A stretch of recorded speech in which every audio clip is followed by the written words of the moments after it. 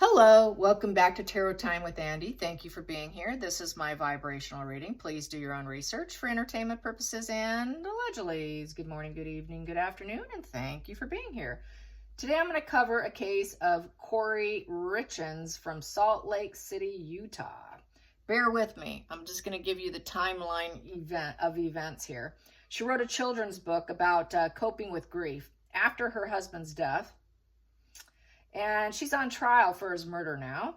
She is 33 years old. She's charged with aggravated murder of first-degree felony and 3 counts of possession of drugs with the intention of to distribute. Well, she actually gave them all to him. Yeah, in a Moscow mule she did. Anyways, carrying on here. June 15th in the year 2013, she married him. His mother presented a prenup for her. He came from a wealthy family. She was a maid. She always felt unfit in the family. She didn't feel like she fit in. Anyways, but he still wanted to marry her. And what I noticed from reading about her, shortly after the marriage, she did not want to just be mother and with children. She wanted more. So it seems like she must have did a little lying, agreeing, and then backpedaling, more than likely, is what it sounds like to me. Because I seriously don't think he would have married her had she expressed that early on. I think she backpedaled on him. That's just how I feel. Because he was Mormon, very strict. He went on, he was a very devout, okay? So anyway, so Eric's ownership, he had like 50%. So anyway, she married him. They wanted to do the prenup to get her off, except in his death, okay? Yes, except in his death. So she had to settle that, didn't she? So he had 50% ownership of a stone and masonry company. She did open up at least, if not more than 4 life insurance policies. She started stealing money from him to pay for the policies. She started buying homes to sell. She wanted to buy and sell homes and have her own company. So that's what she was doing. She opened up bank accounts without his knowledge, borrowing $30,000 on his credit cards. When she was confronted, she promised to pay it back. She never did.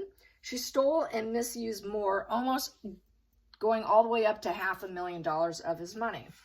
Yeah, $500,000. So then when it got to be noted to him, basically he consulted a divorce lawyer.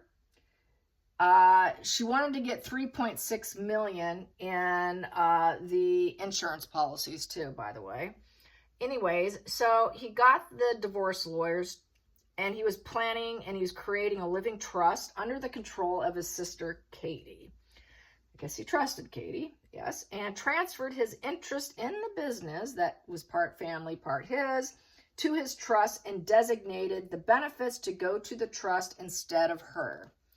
Signed a will including his kids and removing her from the trust and from his will. January 1st, she allegedly changed the beneficiary of his will of $2 million from his work will to her. Then the insurance company notified the business partner of his, and they switched it back to the business partner because it's actually supposed to go to the business partner in case he was to die. The business partner was supposed to get the business benefits because that was from the will from the company. So anyways, then in January 22, she kept asking a friend for painkillers and supposedly for an investor with back pain. A little while later, she went back asking for something stronger. She asked for fentanyl. So she asked for 15 to 20 pills. She got it, paid $900 for it. And then that was just, in January. By February 14th, so only about 2 weeks later, a little over 2 weeks, close to 3 weeks later, they went out for dinner, Valentine dinner, and she basically gave him and crushed it, apparently, put it in a Moscow mule. He told friends that she was trying to poison me, is what he said. He got really sick. And anyways, didn't kill him, though. By, what was it? Valentine dinner, he became sick. And then she sold a house. She got more fentanyl. She paid another $900. And anyway, she gave him 5 times the legal dose, and it was ingested, according to the coroner. It was illicit fentanyl. He was found dead. He was found dead at the foot of their bed. However, she was in the other room with a child. She said that she was with her child and her phone was turned off. Yeah. Anyways, when she got that second dose of fentanyl, they met at the same house from the same person. She said she was celebrating a house that she closed on, and she gave him this Moscow Mule and gave him a gummy bear containing THC also. So it was shortly after that that they all went to bed, but she slept in a different room. It was at 3:22 in the morning. She found him deceased at the foot of his bed. At their bed, but she wasn't in that room. She's claiming she was with the child and their phone was shut off, but they proved that was not true. There was many messages and then messages that were deleted. He may have been texting her and messaging her, and they were all deleted. So anyways, she's up for trial right now, and it doesn't look good. And the family never liked her and didn't trust her for good reason. So let's ask the pendulum for starters. Did Kouri kill her husband, Eric? Did Kouri poison and kill Eric willingly? Did Kouri kill her husband, Eric? Did Kouri kill Eric? Did Kouri kill Eric? Yes. Will she be found guilty? Will she be found guilty? Yes. Is there any way she will be found innocent? No. No. Will she get life in prison? Will she get life in prison? Yes. Yes. Okay. There you go. So we already know what's going to happen. But let's get some energy on her. Yeah, she's very burdened. She's going to play damsel in distress. She's emotional and manipulator. She's unliked. She doesn't fit in. She's just, she's selling herself short. She plays moody. She's emotionally unstable. She's deeply depressed. She's got that escort energy. So really, she thought she was selling herself short with him. She deserved more. That's what she said. She deserved more. She didn't just want to be a housewife. She was no Queen of Pentacles, let's put it that way, which is the Earth Mother. She definitely was very moody and very smothering, total mental instability, just a very deeply depressed woman who needs therapy. And she always felt like she was carrying the burdens on her back and needed help. So she's kind of a victim, I would say, with that. Kind of victimish. I'm going to now do this. I just like to do that on occasion. And let's find out some more about her. Yeah, she did it. She did it. She betrayed him. And now she's thinking that she wants to recover after the loss. She acted like she was in pain and suffering. But really, she didn't have a problem with it. I'm fine now. I'm healed now. And it's a yes position. She did it. Yes, I caused all the pain and suffering. Yes, but I'm recovering. I'm okay. I hope everyone will forgive me. So she's thinking, maybe if I just apologize. It's apology position. Challenging position. She caused this dark cloud. Yep, she's going to say, I was depressed. I just couldn't see the light of day. I hope no one notices. I cannot purify and bleach this situation. After murder, they do like to purify and bleach, don't they? But with the sun in reverse, she cannot purify herself. It's a glow down position. There's no hope. There's no healing. This is a rocky path for her. She did it because she was going through a rocky path. She did it because she couldn't feel any peace. She couldn't seed and grow the way she wanted to. She felt the universe was not agreeing with her. How dare the universe not agree with me?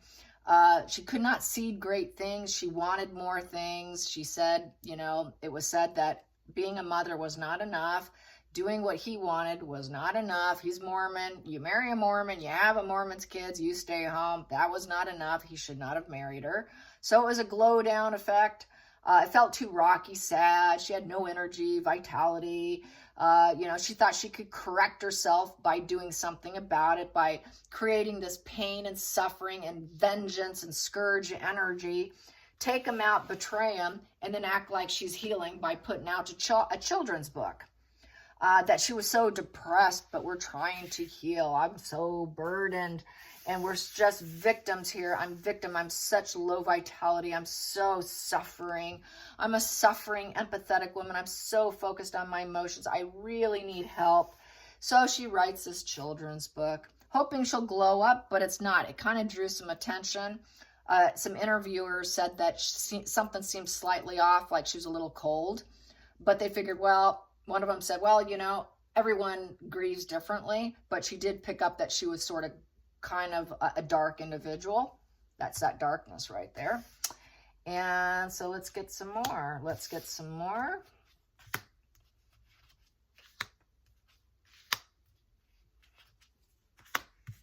Kouri Richins. All these female killers. My God, these women. I would much rather have nice, delicious food, fresh air, and freedom. Nothing like this is worth it. Are you kidding me? You're going to eat slop for the rest of your life? I don't get it. I would rather be dirt poor and choose what I choose to eat with whatever I have and be able to have my freedom than prison slop and a prison lockup system. My God, no money's worth that. Here we go. That's my opinion. You're always going to get busted. As they say, criminals and murderers are stupid. They always think they can get away with it. So yeah, she wanted freedom. I'm going to free myself. I'm going to get out of the prisoner of my mind. I felt like a prison in my marriage. I'm out. I'm going to release myself. I'm a survivor. I survived the pain and suffering. I'm a survivor. I'm no longer going to be caught up in my head of just misery. I self-imposed myself. Yes, I did. I'm not going to feel the fear from the outside influences. I'll figure a way out by releasing and surrendering and freeing myself. I'm going to face my fears and take control, which is she wanted to be a single woman. It's 8 in reverse. She could not control the direction of her life that was falling out of direction. Her life was completely falling out. So she really couldn't regenerate passion and control, so she did something completely out of control to free herself. She doesn't want to be caught up in prison. This is the prison card. She's hoping she's going to get out of prison and that she's not going to be busted. She was thinking, okay, I can free myself and I'm not going to prison. I can free myself from him, from Eric, but I'm not going to prison. I can do this. I can get away with it. If I act depressed enough and suffering enough and burdened enough, I probably won't go to prison. Maybe people will believe me. Maybe they will believe me. Just maybe. Past position that doesn't serve, that she doesn't want people to know about, is she's a sneaky snake in the grass, a sneaky sly fox that works against you, barely puts in any effort, and will steal and take what they want. She got busted stealing. She got busted stealing about $500,000. So she stole $500,000. That doesn't serve her for her court case to get her freedom and not be put in prison. So she's hoping this doesn't go against her because she was busted stealing $500,000. So with that 7 of Swords, they're always cutting corners. She'll say, well, I was just trying to cut corners for my business. I was depressed. I was in pain and suffering, and I was just trying to cut corners. I promised to pay it back.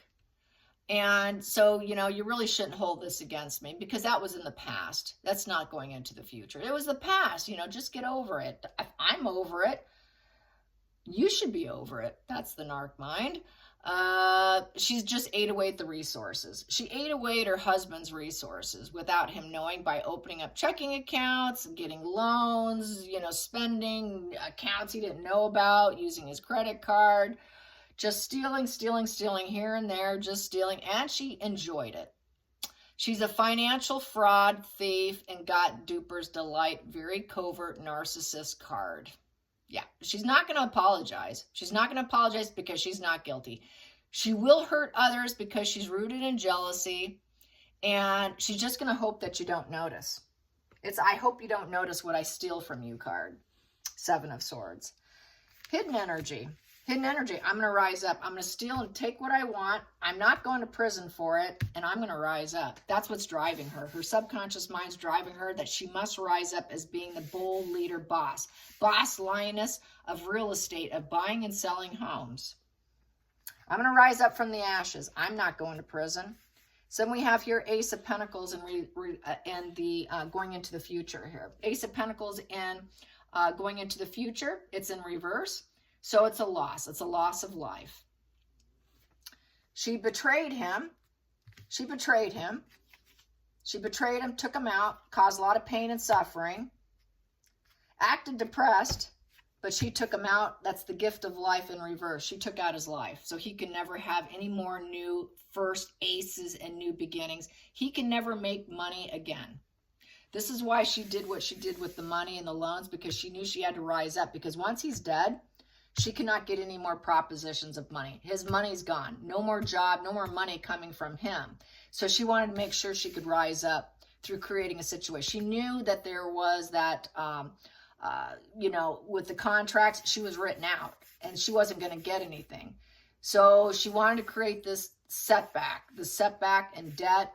So this is why she did it. She knew she wasn't going to get anything. It was a loss of money. And this is the greed position. The greed position. She knew she couldn't spark and seed money on her own. So I'm going to have to take it. He's going to be gone. It's the loss of life with the seed in reverse. So it's a loss of life. It's a loss of income. How am I going to rise up? Well, I killed him. Bothered conscience over past actions. So her conscience is bothering her. She does have a conscience. That's a shock. Rumination of thoughts. She was ruminating. She had a very negative spiral of emotions and feelings. She knew what she wanted to do. She's feeling bad about what she currently did now. It's the crying, weeping.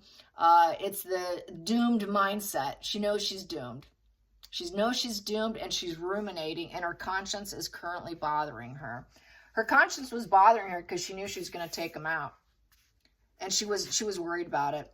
She knew that she should have, outside influences, the struggle and juggle. She could not adapt.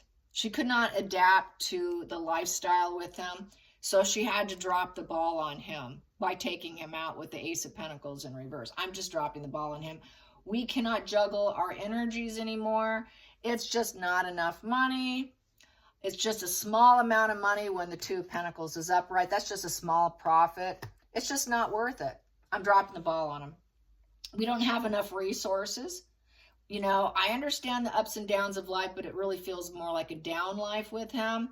I'm going to be kind of bothered conscience to kill him and take him out and drop the ball on this whole marriage. But I'll deal with my conscience another time probably. And then we have the hopes and fears. The fear is basically slaying it. Here you are, you slayed it. You slayed the crime. This is war and violence. So she committed violence. She created a fall from grace built on resentment. She was very sly and cunning. He would not back down on her because he got the lawyers involved. He filed paperwork. He became an opponent to her. He became an opponent. And here she got busted. She got busted for committing a crime. This is my crime card, my crime and violence, murder. It's basically total betrayal. It's dominance, taking what's not yours, his life, having relations falling out. He got prepared for divorce, even though nothing was totally pulled. He was prepared for protecting himself.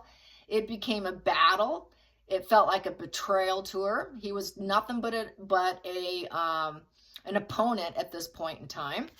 So now this is getting busted. I slayed it.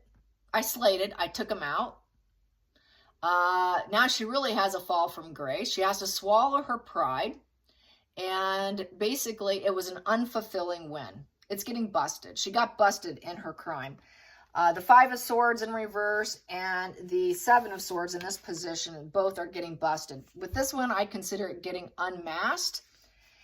And then this one is getting busted, committing a crime. So she got busted. She's going to get busted. She's going to be found guilty.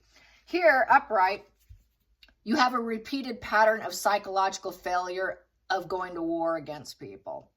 She won't be able to do it again. She's going to have to swallow her pride. Even though she slayed what she did it. She's busted. Final outcome. Death in reverse. Yep, he can never come back. It's final. It's done. The crisis continues. She's fearing what her future might be. She cannot move on and let go of this. She cannot renew herself. The flow of changes will not happen for her. She cannot have a new life. She can never transform herself. She can never change anything. She's going to have a hard time accepting what she did. The crisis continues because she's in court right now, and she has a desire to call it quits. She wants to die herself at this point in time. She had a desire to call it quits with him. She didn't want to transform and change the relationship and renew and change her life and rise up without him by simply divorcing him. Say goodbye to him. Let's just say goodbye. Let's end this, and because it's a value of 13 upright. You can't say, okay, I'm going to say goodbye to you. I'm moving on. I'm going to go start my new life because it's a 13. So I'm going to spark something new and I'm going to try to grow elsewhere. No, she could not do that. She had to shut it all down for him. He can no longer have any more aces, no love, no pentacles, no cups, no swords, no wands for him, nothing. No new sparks for him. And it's a 3 in reverse, so they can never communicate, collaborate, grow, make the right moves.